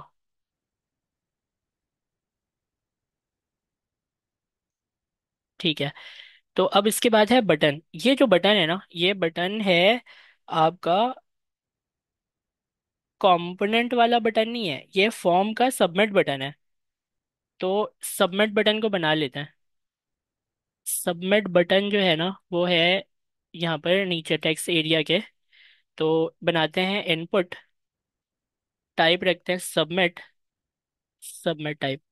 और इससे देते हैं एक हमें देना चाहिए इससे एक बटन क्लास। तो क्लास और इस स्टाइल्स डॉट इनपुट btn। तो ये जो इनपुट btn है, इस इनपुट btn को जो भी प्रॉपर्टीज यहाँ पर दी हुई हैं उससे हम दे देते हैं। पहले बैकग्राउंड कलर क्या है, लोगो कलर। तो वार से आप यहाँ पर लोगो कलर दे दें। और इसकी जो ये है 178/52 विड्थ दे दें इसकी 178 पिक्सल। हम पैडिंग से भी दे सकते थे लेकिन अभी मैं डायरेक्ट इसकी दे दे रहा हूँ क्योंकि कोई वो जो रेस्पॉन्सिव है उसमें भी ये बटन इतना ही बड़ा है, 52 पिक्सल। और हम बॉर्डर रेडियस दे सकते हैं जो कि है 8 नज़र आ रहा है मुझे। Border radius 8 pixel. और हम इसमें एक सेंड का वो लिखना है हमें, सेंड मैसेज लिखना है हमें। वो कैसे लिखूंगा मैं, तो वो लिखूंगा वैल्यू के एट्रीब्यूट से सेंड मैसेज। मैसेज का एम शायद छोटा है, तो यहाँ पर सेंड मैसेज लिखते हैं। ठीक हो गया, देखते हैं क्या बनकर आया। हम्म, इसका कलर ये नहीं है, ये लोगो कलर नहीं है। इससे हम कलर देते हैं फिग्मा की फाइल से। देखते हैं कौन सा कलर है ये बटन कलर है शायद ये ना। ये global dot C S S में बटन कलर ये है, ये लोगो कलर नहीं है, बटन कलर है।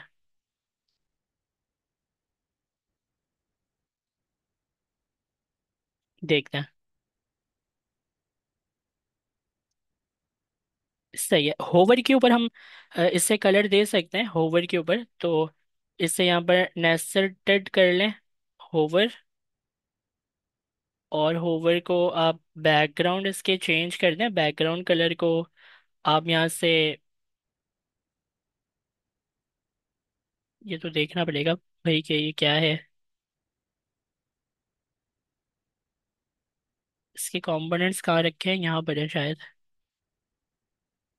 होवर के ऊपर ये कलर है, डिफॉल्ट ये कलर है, होवर के ऊपर ये कलर है। ये कलर है, ये कलर। इसे डायरेक्ट कॉपी कर लेते हैं। 74C वाला कोई कलर बनाया हमने यहाँ पर, हाँ बनाया है, होवर बटन कलर के नाम से। तो जो बनाया है उससे देंगे हम, इससे यूज नहीं करेंगे अलग से वार। और ये ठीक है, होवर भी दे दिया। और कर्सर पॉइंटर भी दें इससे ताकि वो कर्सर आपका पॉइंटर की तरह बिहेव करे इसके ऊपर, पॉइंटर। ठीक है, तो मेरे ख्याल से हमने जो पॉसिबिलिटीज थी इसकी वो सारी कर ली हैं। ये देखें, होवर कर रहा है ये। तो ठीक है, बस ये हमारा फॉर्म बन गया। और ये जो हमारा फॉर्म बने, ये बिल्कुल एग्जैक्टली हमारे फिग्मा की फाइल की तरह ही बने। और बहुत सही अच्छे तरीके से बने, हमें ज़्यादा टेंशन नहीं हुई इसे बनाने में। ठीक है, कॉन्टैक्ट का ये फॉर्म जो है वो बिल्कुल बन चुका है।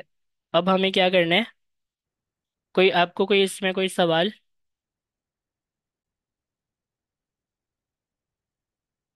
अच्छा, तो अब आपने ये पूरा फॉर्म बना लिया, सब कुछ बना लिया, डिव्स बना लिए। इसको भी कोलैप्स कर दें। तो ये है आपका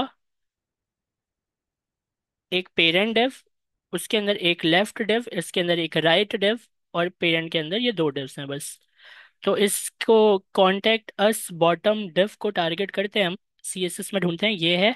इससे मैं कहता हूँ कि ये अपनी विड्थ को तो 100% रखे लेकिन मार्जिन को भी ऑटो रखे ताकि बीच में रहे वो। ठीक है, इससे देखते हैं कोई गलत इफेक्ट तो नहीं आया।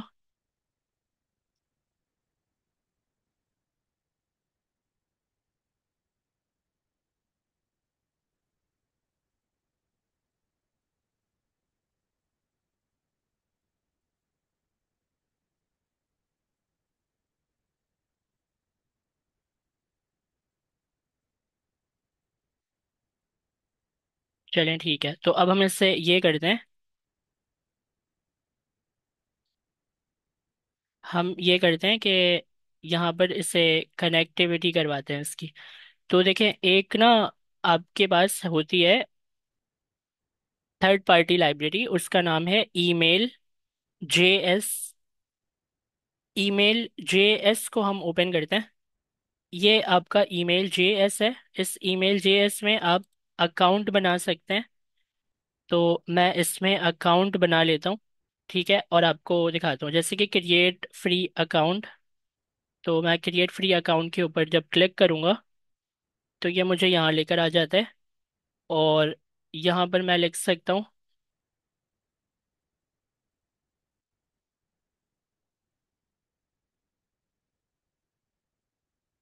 तो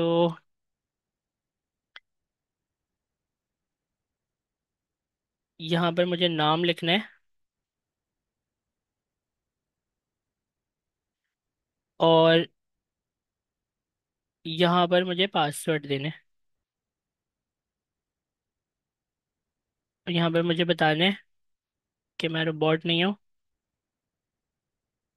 मेरे ख्याल से साइन अप हम कर सकते हैं, तो साइन अप कर लेते हैं।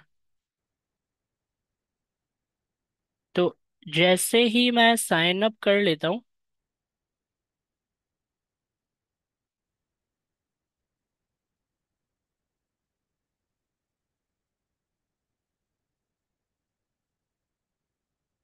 एक सेकेंड रुकिएगा, असल में ये मैंने ना इसको अपने उससे लॉगिन किया हुआ है। तो मुझे इससे साइन आउट करना पड़ेगा। और अभी जो मैंने आईडी बनाई है आपके सामने, उससे लॉगिन करना होगा। तो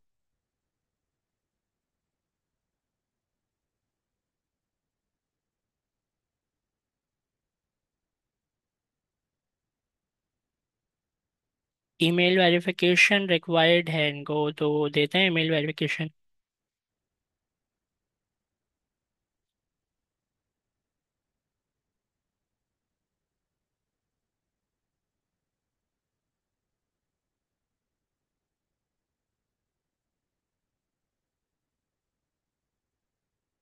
verify email, confirm your email.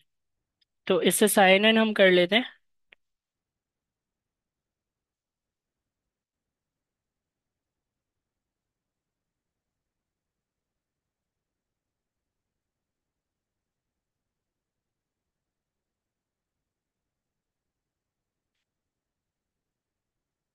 Never, ये आपको खुल के मिल जाता है। ठीक है, तो सिंपल, मैंने एक अकाउंट क्रिएट किया और उसने मुझे ईमेल भेजी। उस ईमेल को मैंने कंफर्म किया। उसने बोला लॉगिन कर लें, तो मैंने लॉगिन कर लिया। ठीक है, तो अब मुझे क्या मिला? मुझे मिला ये ईमेल JS।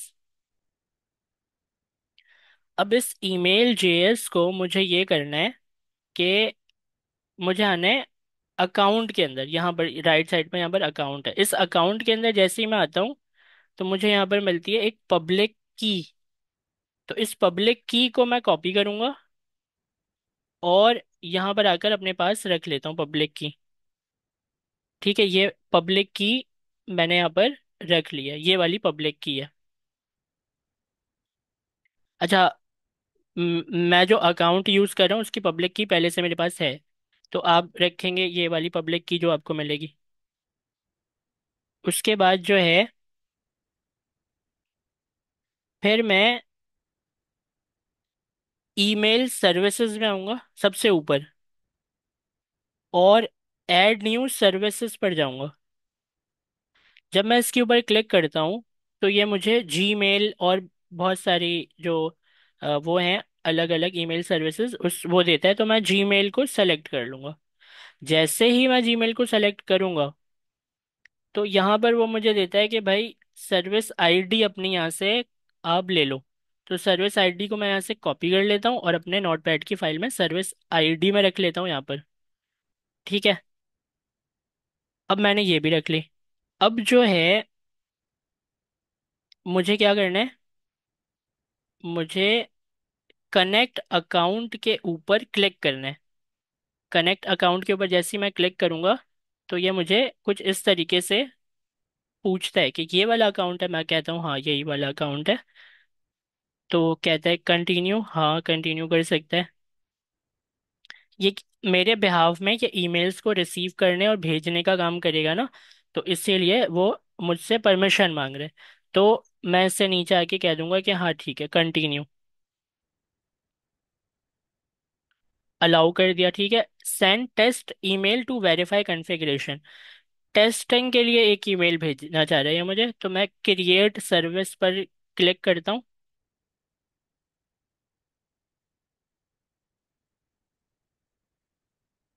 और यहाँ पर जाता हूँ मैं।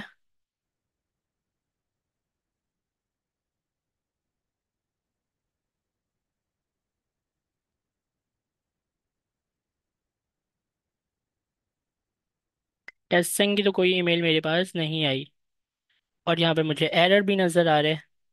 तो ये कहता है send test email to verify configuration, request had insufficient authentication scope 412 Gmail API. Testing email तो देखें ज़रूरी है, तो मेरे ख्याल से हमें क्या करना चाहिए, इसे कैंसिल कर देना चाहिए। इसे कैंसिल कर देते हैं, दोबारा से करते हैं ये प्रोसेस। ऐड न्यू सर्विसेज में जाते हैं, जीमेल सेलेक्ट करते हैं, सर्विस आईडी यहाँ से कॉपी करके अपने पास कंप्यूटर में रख लें, सर्विस आईडी। और यहाँ से आप क्रिएट कनेक्ट अकाउंट पर आप क्लिक कर सकते हैं। अकाउंट कनेक्ट आप यहाँ से कर लें, इसे अलाउ कर दें, और यहाँ से आप क्रिएट सर्विसेज पर क्लिक कर दें। चलिए इस दफ़ा बन गया, इस दफ़ा कोई एरर नहीं आया। उसने टेस्टिंग एक ईमेल भेज, एक तो ये मुझे सामने नज़र आ रहा है, पहले नहीं आ रहा था, और टेस्टिंग ईमेल भेजी है। तो अपने इधर आता हूँ, तो यहाँ पर मैं आकर देखता हूँ सिक्योरिटी अलर्ट है एक तो। सिक्योरिटी अलर्ट को मुझे यहाँ से एक तो चेक वेरिफिकेशन करके इसको मैं कह देता हूँ कि हाँ मैं ही यूज़ कर रहा था ये। एक गूगल कंफर्म करता है ना कि भाई पता नहीं कौन आपके बिहाफ में यूज़ कर रहा है, तो इसको मैंने बता दिया मैं ही था। इसे बंद करते हैं और वापस इनबॉक्स में आते हैं। तो देखें ये ऊपर अभी आई है टेस्टिंग ईमेल, इसको खोलता हूँ ना, तो ये कहता है this test email was send from. ये मतलब टेस्टिंग ईमेल तो मेरे पास रिसीव हो गई है, ठीक है यही देखना था। यहाँ तक के करने के बाद आपके पास क्या चीज़ें आ गई। एक आपके पास अकाउंट के अंदर से प्रोडक्ट पब्लिक की मिल गई आपको, और ईमेल सर्विसेज से आपको सर्विस आईडी मिल गई है ना। ये दो काम तो हो गए हमारे। अब क्या करना है, ईमेल टेम्पलेट जो दूसरा टैब है, सेकंड टैब, उसको क्लिक करें। यहाँ पर आकर क्रिएट न्यू टेम्पलेट के ऊपर क्लिक कर दें। तो जब हम यहाँ पर क्रिएट न्यू टेम्पलेट के ऊपर क्लिक कर देते हैं ना, तो आपको वो ये वाली विंडो ओपन करके देता है। तो इस विंडो को आपने ओपन कर लिया। ये आपके पास जो ईमेल भेजेगा ना, ये उसका टेम्पलेट दिखा रहा है कि इस तरीके से मैं भेजूंगा ईमेल। तो एडिट कंटेंट से अगर आप डिज़ाइन एडिटर पर जाएं, तो आप क्या कर सकते हैं, इसके तरीके को चेंज भी कर सकते हैं अगर आप चाहें तो। चेंज भी कर सकते हैं, जैसे आप चाह रहे हैं थोड़े अलग, आपका अपना फॉर्मेट है कोई, उसके हिसाब से आपको मिले, तो आप उसके फॉर्मेट को फॉलो करके उसके हिसाब से भी कर सकते हैं।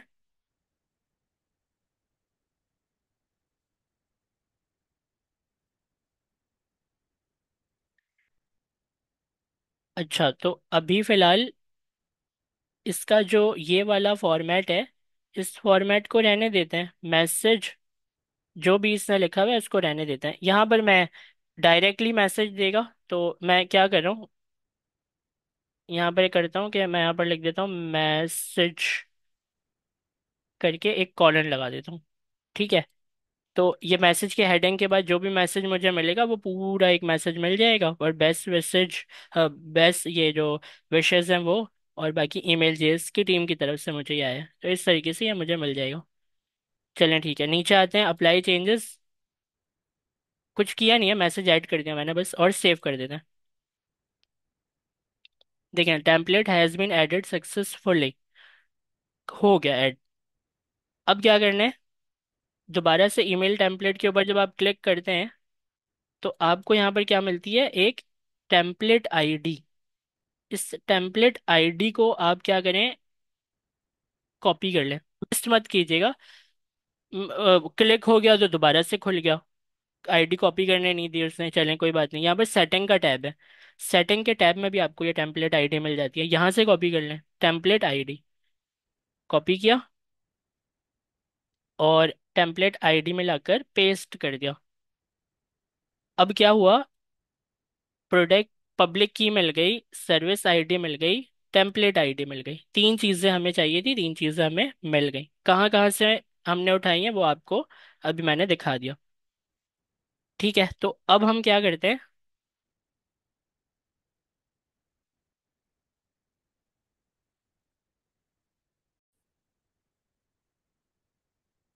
अच्छा देखें, यहाँ तक आपने कर लिया ना, तो एक दफ़ा इसको ज़रा ईमेल टेम्पलेट को ओपन कर लीजिएगा। ईमेल टेम्पलेट को जैसे ही आप ओपन करती हैं तो यहाँ पर आपको एक चीज़ मैंने और ऐड की है, क्या, ईमेल। क्योंकि हमारे इनपुट में ईमेल का भी तो सेक्शन है। यूज़र जो क्लाइंट या कोई भी यूज़र है वो अपनी ईमेल यहाँ पर लिखेगा कि अगर मैं उसको कांटेक्ट करना चाहूँ तो मैं भी कांटेक्ट कर सकता हूँ। तो ईमेल आप लिख लें इस तरह, ब्रैकेट के अंदर, डबल करली ब्रैकेट के अंदर, फ्रॉम अंडरस्कोर ईमेल, आप इस तरीके से लिख लें। ठीक है, ये जब आप कर लें तो फिर अब आप आ जाएं अपने ईमेल जेएस के वेबसाइट के ऊपर आ जाएं। अब ईमेल जेएस की जो वेबसाइट है उसके अंदर यहाँ पर आप देखेंगे ऊपर डॉक्स लिखा हुआ है। तो ये जो डॉक्यूमेंट का डॉक्स है ना, इसके ऊपर जब हम आते हैं तो हम आ जाते हैं इंस्टॉलेशन के ऊपर, how does email JS work. यहाँ पर इसके बारे में चीज़ें सारी लिखी हुई हैं।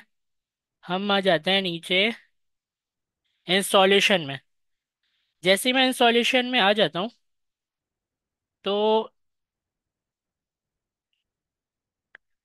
मुझे यहाँ पर क्या करना है, npm इंस्टॉल, ये भी मैं कर सकता हूँ।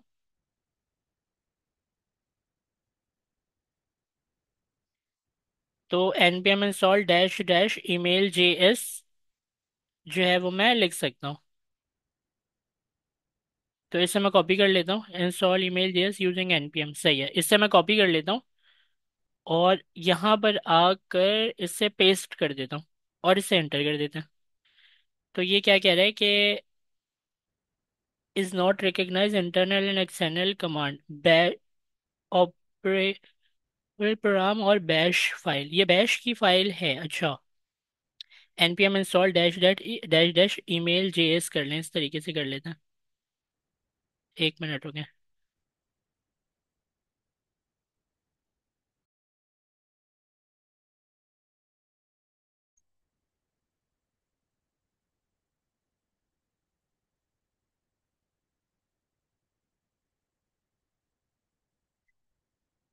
इसको इंस्टॉलेशन का जो तरीका है ना इसका, वो है आप इसके अंदर आ जाएं और यहाँ से आप ये कॉपी करें, npm इंस्टॉल ईमेल जेएस, बस इस नाम को कॉपी कर लें। यहाँ पर लिखना है आपको इस तरीके से, npm इंस्टॉल, या आए भी लिख सकते हैं सिर्फ, ईमेल जेएस हाइफन कॉम लिख दें और एंटर कर दें।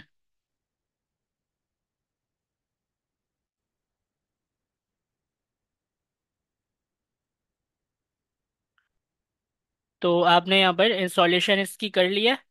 अब सबसे पहले आपको यहाँ पर आना है और आने के बाद आपको एक फाइल बनानी है।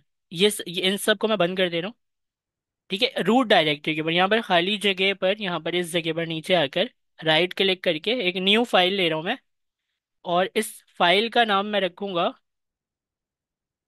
.env.local। तो ये जो .env.local है ना, इसके अंदर मैं अपनी रखूंगा क्या, प्रोडक्ट की, और जो तीन चीजें जो मैंने वहां पर रखी थी। तो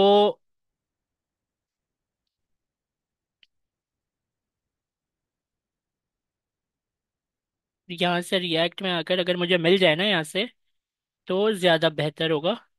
नहीं मिला तो फिर हम लिखना पड़ेगा हमें।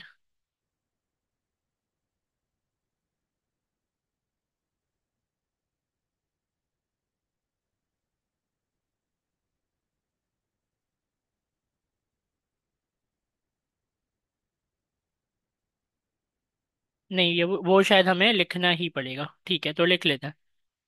ध्यान से लिखना है आपको। ठीक है, इस कैप्स लॉक को ऑन कर लें, कैपिटल है, सब कुछ कैपिटल है। Next, underscore, public, email, email JS। Public के बाद भी अंडरस्कोर है।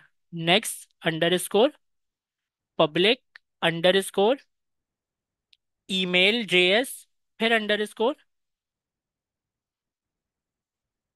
फिर सर्विस आईडी। जो सजेशन ये दे रहा है उस सजेशन को मैं उठा लूंगा।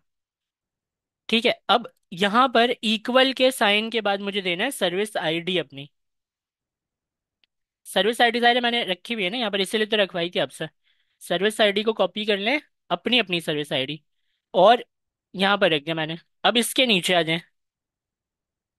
इसके नीचे अगर ये सजेशन खुद से दे दे तो ज़्यादा अच्छा है। टेम्पलेट आईडी के लिए सजेशन दे रही है, बिल्कुल ठीक है।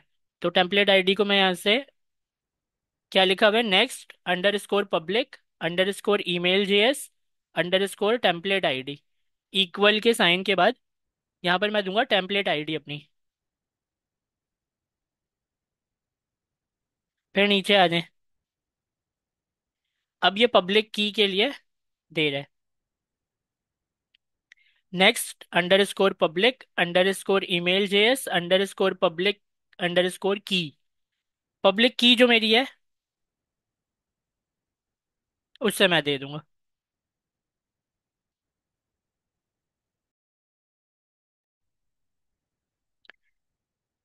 अब जो है, हमें गेट इग्नोर के अंदर, गेट इग्नोर की जो फाइल है ना, उसके अंदर आ जाएं सबसे नीचे, और यहाँ पर आकर .env.local की जो फाइल है, जैसे उसका नाम है वैसे ही, स्मॉल से नाम है ना, .env.local का नाम यहाँ पर लिख दें। ये लिखना इसलिए ज़रूरी है कि हम ये वाली फाइल जो है, उसमें हमारी पर्सनल इंफॉर्मेशन है, हमारी अपनी कीज़ हैं, तो हम वो किसी के साथ शेयर नहीं करना चाहते। इसीलिए गेट इग्नोर के ऊपर अपलोड भी नहीं करना चाहते, मतलब गिट हब के ऊपर। तो इसीलिए यहाँ से मैंने बोला है .env की फाइल को क्या कर दो, इग्नोर कर देना। ठीक है, अगर आपको स्पेलिंग मिस्टेक में ऐसा लगता है कि आप कर देंगे स्पेलिंग मिस्टेक, तो फोल्डर के नाम को कॉपी करके फोल्डर के नाम को पेस्ट कर दें यहाँ पर, ताकि स्पेलिंग मिस्टेक ना हो। ठीक है, गेट इग्नोर पर आप वो नहीं जाएगा।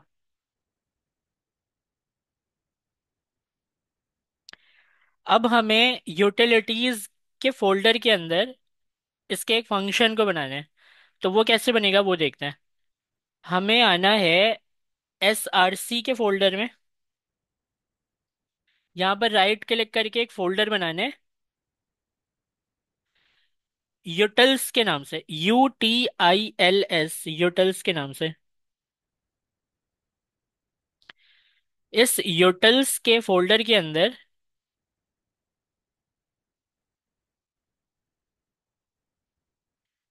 आप एक फाइल बना लें। उस फाइल का नाम यहाँ पर मैं रख रहा हूँ ईमेल सर्विसेज टाइप स्क्रिप्ट की फाइल है ये, तो .ts लिख देते हैं। सिंपल नाम है ईमेल सर्विस .ts। सर्विसेज नहीं है, सर्विस है, service.ts।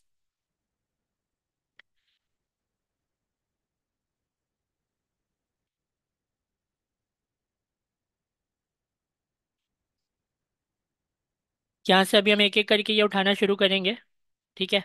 तो सबसे पहले तो देखें, इम्पोर्ट ईमेल, जो अभी आपने इंस्टॉलेशन की है ना, उसको हम बुलाना चाह रहे हैं। इम्पोर्ट ईमेल JS फ्रॉम, कहाँ से? ईमेल JS के ब्राउजर से नहीं बुलाना हमें, हमें बुलाना है जो हमने जिस नाम से इंस्टॉलेशन किया है। @ का साइन भी नहीं है।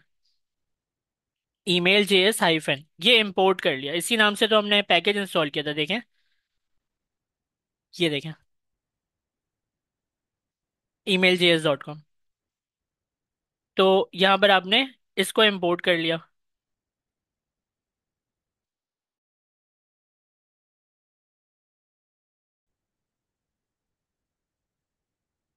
अच्छा देखें, तो यहाँ पर आपने इंपोर्ट कर लिया ना। अब यहाँ पर आपको एक क्या चाहिए, फंक्शन चाहिए, सेंड ईमेल के नाम का एक एसिंक्रोनस फंक्शन है, वो आपको चाहिए। तो वो वैसे यहाँ पर पूरा लिखा हुआ है। यहाँ पर सेंड ईमेल देखिए, कॉन्स्ट सेंड ईमेल, ये जो है इस तरीके से इन्होंने दिया हुआ है। लेकिन ये थोड़ा पुराना तरीका है, हम इसको अपने हाथ से लिख लेते हैं, तो वो बेटर होगा। तो यहाँ पर एक्सपोर्ट कॉन्स्ट सेंड ईमेल के नाम का एक फंक्शन है ये। और किस टाइप का फंक्शन है? एसिंक टाइप का फंक्शन है ये।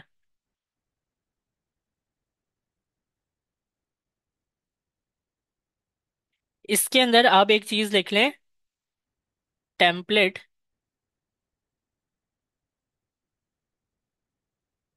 पैरम्स। टेम्पलेट पैरम्स को आप एनी दे दें। वैसे ये हो सकता है आपको ना बिल्ड में परेशान करे एनी, तो एनी नहीं देते हम। बिल्ड में परेशान करेगा, इसकी जो वो है ना डाटा टाइप, वो बनेगी रिकॉर्ड एंगुलर ब्रैकेट में string comma string, angular bracket close, curly bracket लगा के इसको ओपन कर दें।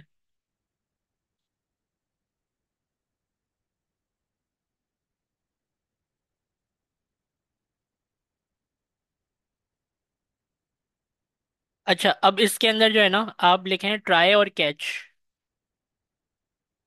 तो ट्राई और कैच हम लिखेंगे यहाँ पर, ट्राई और इसके नीचे catch.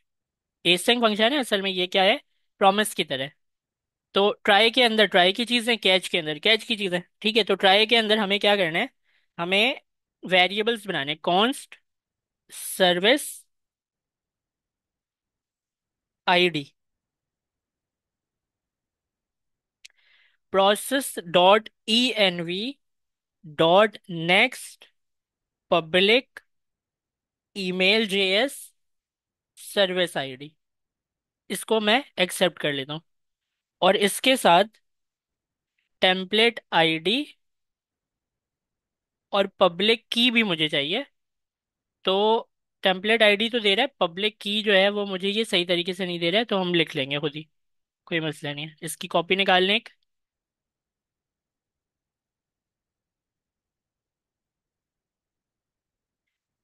Template ID process.env next public email JS template ID। यहाँ पर आप आ जाएं इस जगह पर, सर्विसेज को मिटाकर कैपिटल से लिख लें टेम्पलेट ID। इसकी एक कॉपी निकाल लें। और नीचे वाला क्या होगा, पब्लिक की के लिए होगा,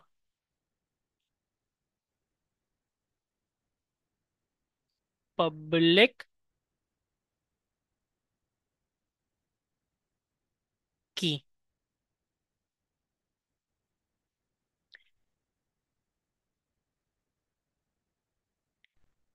ठीक है, पब्लिक की मैंने लिख लिया, कैमल केस में लिखा है।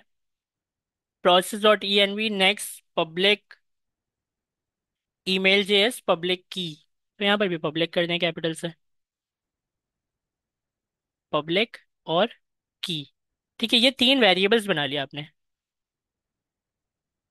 अब उसके बाद आप नीचे आकर रिस्पॉन्स बनाएंगे, कॉन्स्ट, छोटे कॉन्स्ट से, कॉन्स्ट रिस्पॉन्स ये वेट करेगा तब तक जब तक आपको क्या नहीं मिल जाती, चीजें मिल नहीं जाती। ये इस संग का वेट वाला अवेट है ये। यहाँ पर आप लिख लें भाई ईमेल जेएस।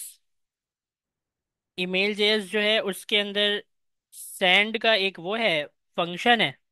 उस सेंड के फंक्शन के अंदर आप देते हैं सर्विस आईडी, टेम्पलेट आईडी और टेम्पलेट पैरम्स है, ठीक है, और पब्लिक की है। तो इसको मैं एक्सेप्ट कर लेता हूँ। सर्विसेज के ऊपर क्यों एरर है? Argument of the type parameter of the string, ठीक है, इसको रहने देता है।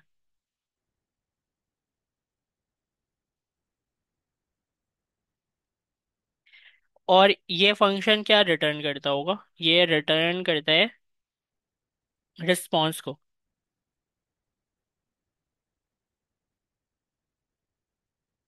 अच्छा, अब आप आ जाएं, यहाँ पर आप कैच के अंदर आ जाएं। कैच जो है ना, उसका आपको याद ही होगा, इसमें हम लिखते थे एरर, ई डबल आर भी लिख सकते हैं, एरर भी पूरा लिख सकते हैं। तो पूरा एरर ही लिख दें, इसके अंदर एक ही बात है। तो अगर कोई एरर आता है तो क्या होगा, आपको याद होगा कि वो अपने अंदर यहाँ पर एरर्स को लेकर आ जाएगा। इस वाले में मतलब अगर इस ट्राई के अंदर कोई एरर आता है तो वो इस पैरामीटर में आ जाएगा। और नीचे आप फिर इसको कह सकते हैं कि भाई console डॉट लॉग कर दें, या console डॉट एरर भी कर सकते हैं आप, एक ही बात है। console डॉट एरर करके अपना कोई अगर पर्सनल मैसेज आप देना चाहें तो आप यहाँ पर दे सकते हैं। तो मैं एक पर्सनल मैसेज दे देता हूँ। यहाँ पर हम यहाँ पर लिख देंगे कि भाई ये मैसेज फेल्ड हो गया। तो failed to send email, fail to send email है, और जो भी एरर है वो फिर हमें उसके बाद दिखा देगा। और उसके बाद जो है इसके नीचे आप थ्रो कर दें एरर को।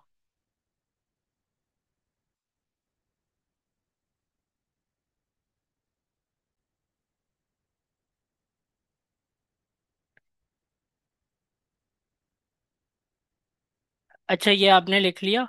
उसके बाद जो है आप इसको ना नॉट नल का जो साइन है वो लगा दें इसके सबके एंड में।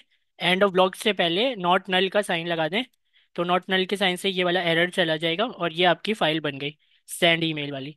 ठीक है, ये फाइल कहाँ पर बनी है? यूटिल्स के फोल्डर के अंदर ईमेल सर्विस डॉट टीएस की फाइल है। इस फाइल का काम हो गया खत्म। अब हमें ये करना है कि हमें आ जाना है अपने कॉन्टेक्ट अस के फॉर्म में, जो वही वाला फॉर्म जिसमें बनाया है हमने सब कुछ, इस फॉर्म में आ जाने।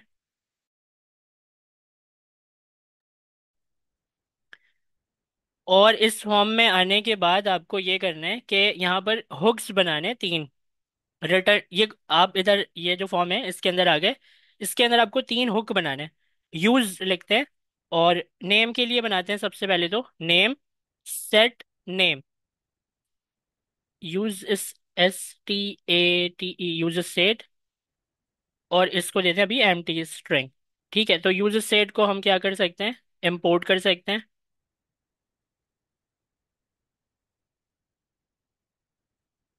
ठीक हो गया। अब आप क्या कर लें, तीन दो और बना लें, इसकी कॉपी निकाल ले रहा हूँ मैं। एक बना लेते हैं हम ईमेल के लिए, और यहाँ पर भी ईमेल लिख लेते हैं। और एक बना लें आप मैसेज के लिए, मैसेज मतलब आपका जो वो नीचे टेक्स्ट एरिया वाला जो समरी मैसेज है ना वो।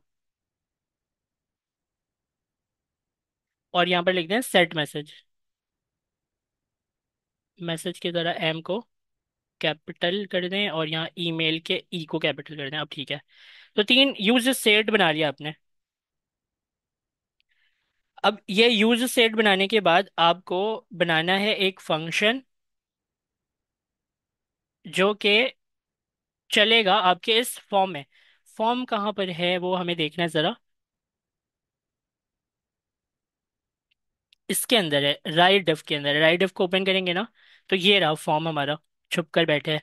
तो ये जो ओपनिंग टैग है ना, इसके ओपनिंग टैग के अंदर जो आपको ये फॉर्म नजर आ रहा है, उसके अंदर एक इवेंट चलाना है आपको। कौन सा इवेंट चलाना है? On submit. ये ऑन सबमिट इवेंट पता है कब चलेगा? जब आप सबमिट सेंड मैसेज के बटन को क्लिक करेंगे तब ये ऑन सबमिट वाला चलेगा। तो ये ऑन सबमिट यहाँ पर लिख लिया आपने। मैं आपको दिखा देता हूँ, आपने बटन बनाया है ना बकायदा, देखें। इनपुट में टाइप सबमिट बटन बनाया है आपने, इसमें बोला है सेंड मैसेज। तो ये सबमिट का बटन चलेगा, तो ये वाला फंक्शन चलेगा जो आप यहाँ पर बना रहे हैं, ऑन सबमिट। इसका एक नाम दे दें, जैसे कि हैंडल सबमिट दे देते हैं। Handle submit. ठीक है, ये जो हैंडल सबमिट है ना, ये जो हैंडल सबमिट है, इसके नाम को कॉपी कर लेते हैं। और आप आ जाएं रिटर्न से ऊपर अपने यूज सेट के नीचे। यहाँ पर आपको क्या करना है, आपको बना लेना है ये फंक्शन, कि जब भी बटन को क्लिक करें तो ये वाला फंक्शन चले। तो वो फंक्शन हम बना रहे हैं, const handle submit.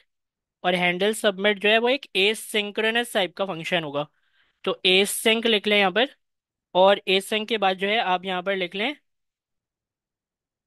E dot. ई मतलब आपको याद होगा ना, डॉम मैनिपुलेशन में जो हम ई के अंदर चीजें मंगवाते थे, जैसे कोई इवेंट होता था तो वो ई के अंदर चीजें ला कर देता था। बस ये टाइप स्क्रिप्ट है, तो इसमें हमें थोड़ी डाटा टाइप भी देनी पड़ेगी। एनी लिखूंगा तो बिल्ड में एरर आएगा, इसलिए पूरे तरीके से डाटा टाइप लिखना जरूरी हो जाता है। मैं यहाँ पर इसके बाद बताते हैं कि भाई ये रिएक्ट का ना फॉर्म इवेंट है। बस काफी है। अब एरो फंक्शन, और एरो फंक्शन के बाद जो है अब इसके अंदर जो है वो चीजें लिख सकते हैं, जैसे कि सबसे पहले हम क्या रोकते हैं, ई डॉट प्रीवेंट डिफॉल्ट। मेरे ख्याल से आपको ये याद होगा कि ये क्या करता है, ये सबमिशन को रोकता है। ठीक है। उसके बाद फॉर्म की सबमिशन का बिहेवियर क्या करता है, रोक देता है, सबमिट करने नहीं देता उसे। उसके बाद जो है आप यहाँ पर बना लें एक ऑब्जेक्ट। तो यहाँ पर मैं बना लेता हूँ एक कॉन्स्ट टेम्पलेट पैरम्स के नाम से ही बनाना है हमें। तो टेम्पलेट पैरम्स वाले ऑप्शन को मैं यहाँ से ले लेता हूँ और कर्ली ब्रैकेट लगा लेता हूँ, कॉन्स्ट टेम्पलेट पैरम्स। और ये इससे जो है ओपन करता हूँ मैं। और इसके अंदर जो है ना वो मुझे जो चीज़ें बनानी है, वो बनानी है अपने नेम के लिए, ईमेल के लिए, और मैसेज के लिए। तो सबसे पहले तो मैं अपना नाम लिखूंगा, उसके लिए मुझे बनाना है टू नेम। तो टू नेम जो है, सॉरी गलत यहाँ पर आ गया, टू नेम। तो टू नेम जो है वो उसमें मैंने लिख लिया ताहा अहमद, ठीक है, कॉमा लगा दिया। अब दूसरी प्रॉपर्टी बनाते हैं, फ्रॉम नेम। तो फ्रॉम नेम जो है, फ्रॉम ईमेल और मैसेज, ये तीनों ले लेते हैं। ये जो नेम है अभी ये भी नहीं है हमारे पास, ये जो ईमेल है ये भी नहीं है हमारे पास, और ये जो मैसेज है ये भी नहीं है हमारे पास। ये क्यों नहीं है, हालांकि ये है, ये यूज सेट है असल में। ये देखें नेम ईमेल और मैसेज, ये तीनों यही है। लेकिन ये है क्यों नहीं, क्योंकि अभी इसके अंदर कुछ लिखा नहीं है ना। यहाँ पर देखें एम्प्टी एम्प्टी है ना, इसलिए बोल रहा हूँ कुछ नहीं है। तो ये टेम्पलेट पैरम्स आ गया। अब यहाँ पर आप बना लें इसके चेंजिंग इवेंट। तो चेंजिंग इवेंट आप इस तरह बनाएंगे, आप यहाँ पर बना लें एक ट्राई। ट्राई के अंदर आ जाएगा अवेट। अवेट क्या यूज करते हैं आपके, सेंड ईमेल वाला ये फंक्शन, इसको कॉपी कर लें और यहाँ पर आकर अवेट के बाद इसे चला दें। अब ये लेता है आर्ग्यूमेंट, आर्ग्यूमेंट लेता है ना, देखें कहाँ गया वो, टेम्पलेट पैरम्स के उसमें एक आर्ग्यूमेंट लेता है ये। तो आर्ग्यूमेंट देते हैं इससे यहाँ पर। आर्ग्यूमेंट हमें दे देना ये वाला अपना ऑब्जेक्ट, तभी तो बनाया था। इस ऑब्जेक्ट को यहाँ पर दे दें आप। टेम्पलेट पैरम्स के अंदर क्या है, to name from email message, और इससे जो है आप चला दें। तो सबसे पहले आपको करना ये है कि इसके अंदर एक अलर्ट का फंक्शन चला दें, जो कि ब्राउजर का अलर्ट होता है, वो उसकी बात कर रहा हूँ मैं। ईमेल सेंड सक्सेसफुली, जब अगर आपका ईमेल जो है वो सही तरीके से सेंड हो जाएगा तो